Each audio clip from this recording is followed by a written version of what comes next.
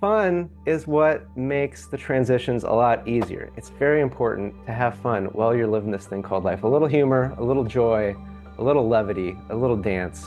When we're talking about bigger transitions, right? Maybe you've lost a job, maybe something's happened with your health, or maybe you've decided that, hey, it's time to change a big habit. Like maybe it's no longer time to drink alcohol anymore or use other substances. It's a transition. And the thing is, the first time you go through a transition, it can be challenging. And often we think like, oh my gosh, I fucked up. I didn't make it to where I wanted to be. Really, you didn't fuck up. It's just a natural part of transitioning. The happier you are, the more successful you can be. A lot of the things that we've been taught, a lot of the ways we've been living life, totally backwards. Because whether you win or lose, there's always another game, and you get to choose the game. You get to choose the transition. Are you ready to live a life with enough time, money, and energy? Have relationships and connections that delight you?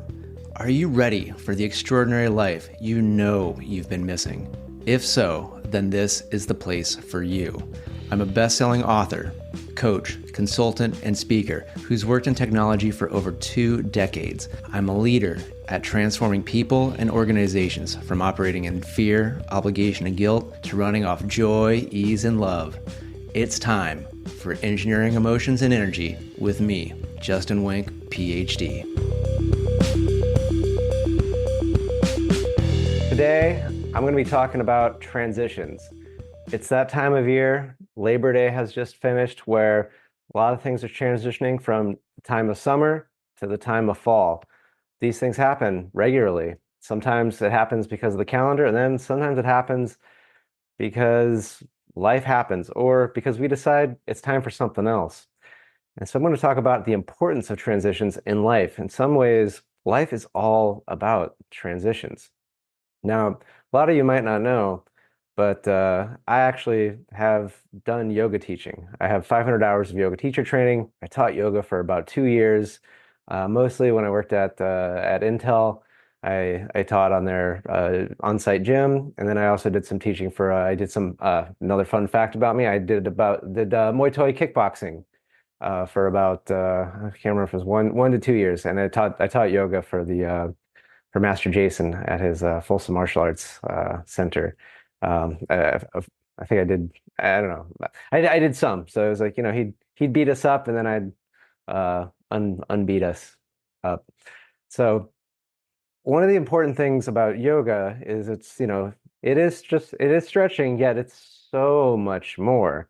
And one of the important things is that a yogic practice, the asanas, the physical postures, very much is a metaphor for life.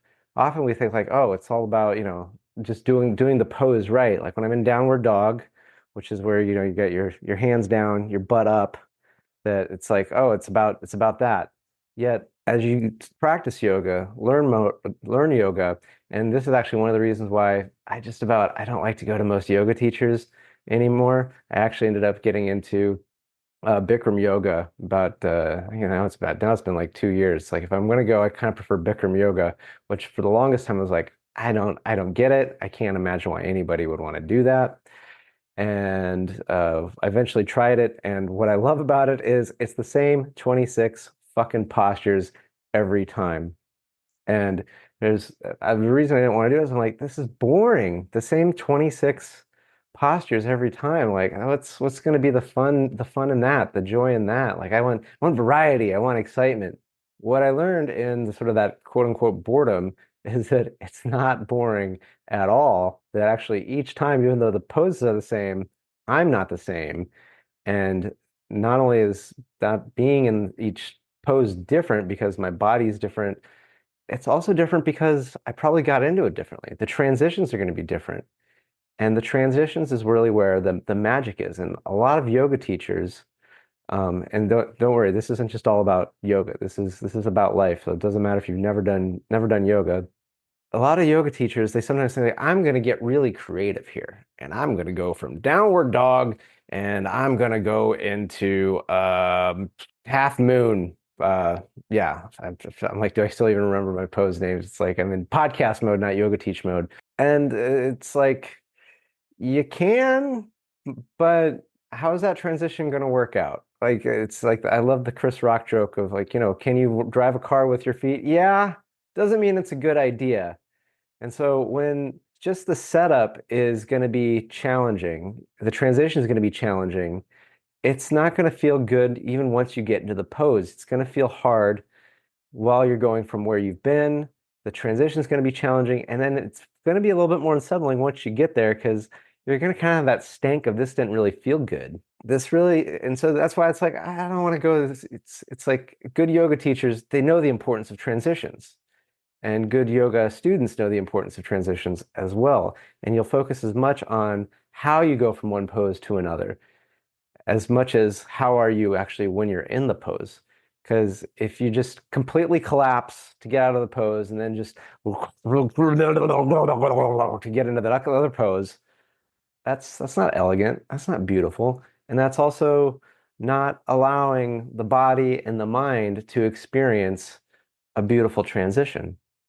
Whereas if you focus on how am I going to get from one transition, one pose to the other pose, even though maybe it's not going to go really well the first time, it's going to get better and better and better.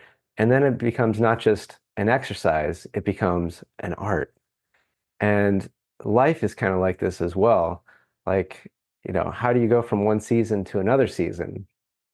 Maybe the first time you're somewhere, because I've grown up in California most of my life, where some people joke we don't even have seasons. And I used to live in Sacramento, where I would say we only had two seasons. We had winter, where it rains a lot, and to me it's cold. To those of you that live in the Northeast or places where it actually snows, I get it, not cold. But to me, who grew up in Southern California, it's fucking cold. And then you had summer, where it's just fucking hot. The first time you go someplace and you're not used to, the multiple seasons, because I grew up in Southern California where it was just kind of, mild and then warm. It was great. It's the only thing I miss about living in Southern California is the weather and the beaches for actual swimming. Like the beaches here up in Northern California where I live now, spectacular, beautiful. Weather a little bit more rough. Like it's still considered summer, technically, but it's cloudy outside. It's cold. I'm probably gonna go for a walk anyway, just because it's gonna be nice to be outside. The water is fucking cold. The water's fucking cold, no matter what time of year. So it's you got to wear a wetsuit. And what's important is the first time it's just like you're kind of surprised. You don't know what to do. It's like, oh my, maybe you got to go buy some clothes, and it's challenging. And you might be wondering, like, Justin, I'm an adult. I've gone through seasons. So we're getting to how this fits in with this is how it works. We're talking about we're getting bigger, bigger, more important, less structured transitions. But you've been through it before, and so you're going to see how you can handle these transitions. Maybe you got to buy clothes. Maybe there's certain preparations you gotta do to get ready for weather that's different, like batten down the hatches, or I don't know. Again, I haven't lived somewhere with extreme weather, or maybe you just gotta start getting excited about the changes. That's where you eventually start going. Like this is fall. This is PSL season, right? Pumpkin spice lattes for those of you that aren't in the Starbucks know. And the only reason I know that is because that's been a thing for years. It's probably old school, old hat now. The only thing I want to add to that is I just think of the DSLs and the PSLs, and I love that. And if you're like, what are the DSLs? It's not digital subscriber line for my nerds out there who are like, yeah, yeah. Yeah, if you want to know what DSLs are, put in the comments and I'll direct message you. This is gonna be fun because this is like one of my old in high schools. We used to come up with terms that were dirty. They were dirty, but they weren't dirty. So you could kind of like write it on paper or you could say it in front of people and they like wouldn't get it. It's like DSL, FTC, what the FTC? So interesting aside. So I don't like to get into politics. So I'm just gonna say that there's a candidate for a large position who's been getting a reputation of having intercourse with a couch. In high school, me and my friends, we had a story about a guy that liked to do this. I don't know if it was this candidate or not. I didn't check the ages or anything like that. But it was, basically the story was that this teen, young adult, whatever. This is actually a kind of American Pie before there was American Pie, because basically it was he had his couch and the cushions were at a pretty good angle, and he would found that if he got a bag and filled it with pie filling, microwaved it about 30 seconds. You don't want to get it too hot because you don't want it scolding because what you're about to do next. I'm not advising anybody do this. I don't even know this was done, but the legend goes that this person, this individual, took the pie filling into the microwave about 30 seconds, make sure it was a good warmth, about body temperature, I would assume, and put that into the cushions of the couch in a way. And then I don't know if there was anything else involved. I don't know if this was a dry exercise, but basically the would then use the couch for self-pleasure. And it was basically it was there's this trend going on. I think it's called like men going their own way. I can't remember what the letters MG, men going their own way, where it's just like, hey, I'm an independent man. I can be on my own. I don't need to sacrifice myself just to be with somebody. And this was a little bit similar to that again, well before this movement, because this was back in the, you know, this is like 1997, somewhere around there, where this legend is when I learned about it. But yeah, the gentleman would fuck the couch. And you don't want to go around school. So yeah, fuck the couch. We just short it to FTC. So there you go. That's a little fun past, a little fun, enjoyable thing. So DSL on the PSL, that season's coming up. And if you're like, oh, Justin, that's just a little bit rude. And now I'm going to be like, hey, anyone can have DSLs nowadays. Anybody, even you, dear viewer. So why are we having fun? Because fun is what makes the transitions a lot easier. It's very important to have fun while you're living this thing called life. A little humor, a little joy, a little levity, a little dance.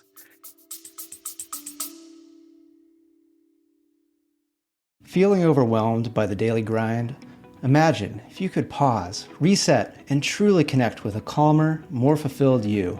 It's not just a dream, it's absolutely possible. Hi, I'm Justin, and I invite you to discover the life-changing techniques in my book, Engineered to Love. Right now, I'm offering a free chapter complete with guided audios that have already helped so many people find peace amidst the chaos. These aren't just any techniques. They're transformative practices designed to help you love yourself and engage deeply with the present moment, without even having to close your eyes to the world around you. So join us at engineeredtolove.com/sample and access your free guided session. It's time to bust the busyness and embrace the joy, ease, and love in your everyday life. Don't wait. Start your journey to a more relaxed and recharged you today, because you deserve to live a life you love. Visit engineeredtolove.com/sample. See you there. Because just as in yoga, if you can make it feel like you're dancing as you go from one pose to the other, even though it might be challenging, it might be straining, it might be different, if you can have that fun, that sense of levity, that sense of joy as you go from one pose to the other, even if you fall in the process, you're like, you made an attempt, you had a good time. And so this is when we're talking about bigger transitions, right? Like going from one way of maybe you've lost a job, maybe something's happened with your health, or maybe you've decided that, hey, it's time to change a big habit. Like maybe it's no longer time to drink alcohol anymore or use other substances.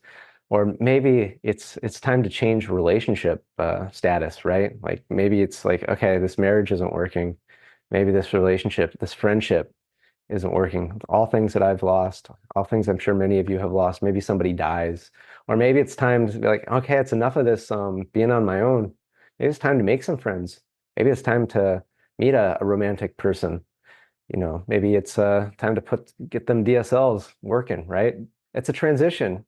And the thing is, the first time you go through a transition, it can be challenging because there's always a tendency like the law, like inertia, where it's like where you want to be, usually you want to stay. And so sometimes when you get going, there's going to be that tendency to want to go back. And often we think like, oh my gosh, I fucked up. I didn't make it to where I wanted to be. Or really, you didn't fuck up. It's just a natural part of transitioning. Transitioning, there's always a little bit of a wobble, especially the first time. And that's part of you strengthening part of you getting better, part of you growing as a person. And so when you go back and you recognize that you recognize it and celebrate that. Yeah, yeah. Like the recent episode with Sal, we were talking about how celebration is such an important part of getting through, overcoming burnout. I'm transitioning out of a cold. I thought it would just be like a quick thing. I noticed I was getting a little run down. It wasn't quick. It's been just shy of a week. Was that part of my plan? No. But sometimes, as much as we can plan a transition, we never fully know how it's going to turn out, both in the time and in the way and who's involved. And the more I've gone through more of life's transitions, the more I realize that it really is part of the thing to celebrate.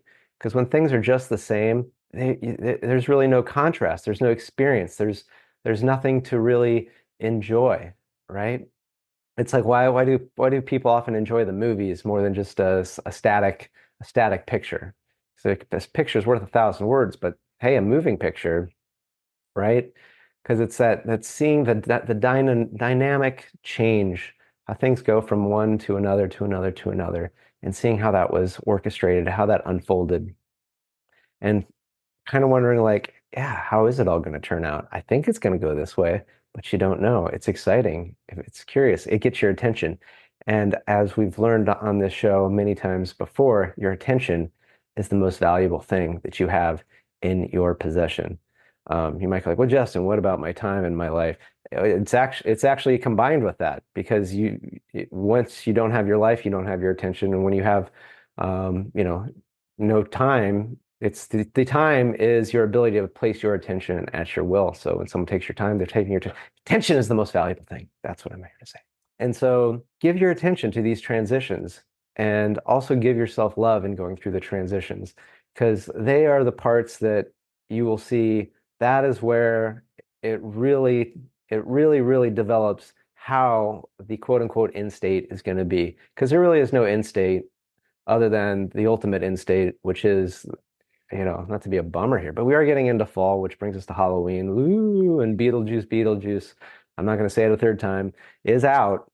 It's out. The previews, they're starting. So probably by the time you watch this, you'll be able to go see that movie, that sequel, that doesn't use the numbers, but just uses some clever naming scheme.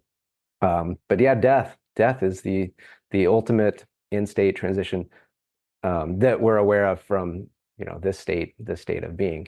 So while we're in this state, this plane, all the other transitions are so important and so beautiful and are meant to be enjoyed because it's really is the journey. Often we think like, well, when I get something, then I can celebrate. When I win the job, when I win the school thing, when I win the relationship, when I win the kid doing this, when I win that, that is so tiny, so fleeting. It's the getting to, it's the journey, it's the playing the game, enjoying the play for the sake of playing. Playing like the winner is what makes you the winner. Because whether you win or lose, there's always another game, and you get to choose the game. You get to choose the game. You get to choose the transition. So maybe the transition's been put upon you, right? Like no one's like, unless you're John Wick gets to decide, who lives and who dies. But most of us, we don't get to decide who lives and who dies. Maybe you're the one that chose the breakup, but usually you don't go into a relationship going like, oh, I can't wait for this to end, a breakup with this fucker. Yeah, they are gonna be such a.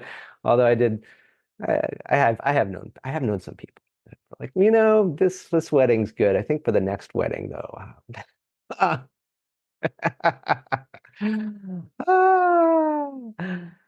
Yeah, people are interesting, and your life is interesting. And so it really is the transitioning and choosing how you want to work with it. Do you want to see it as something that has been put upon you, or do you want to see it as the opportunity to become even more than you were before? Become even more than you were before.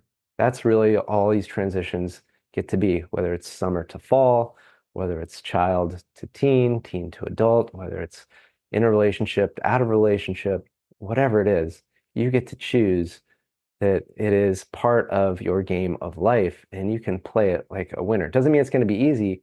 And also, like most games, you don't have to play it alone. you can play it with other people. And I know for me, the more I brought, fantastic people onto my team, the easier even the most challenging transitions have become.